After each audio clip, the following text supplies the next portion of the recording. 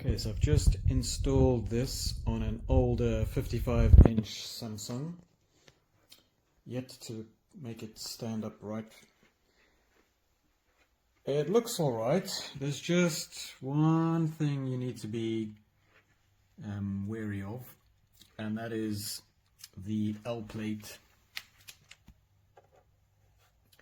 is designed to fit flush with the surface of older TVs. So if in the case you have like this one,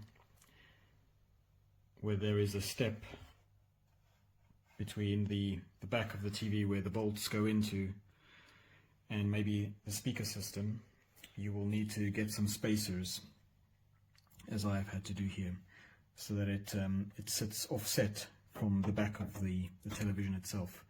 Otherwise you will not get this part beyond any piece that's sticking out. Also, you will not be able to mount or shift the whole leg thinking you can put it in this gap, because the leg itself won't move into this gap. So just be aware of this. Also, the M8 bolts for this TV, it's M8.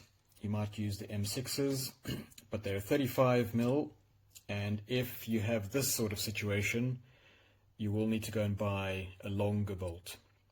In my case, I used 50mm,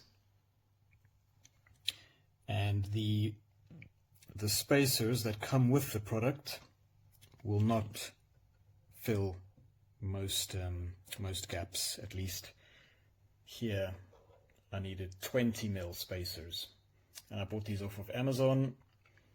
They're 10mm each. There's two of them here, and I will show you what it looks like standing up. For those of you who don't yet have a TV unit, that's not a problem. I'm still waiting for mine, but it seems to work okay. And you will have this amount of projection between the back of the leg and the TV itself.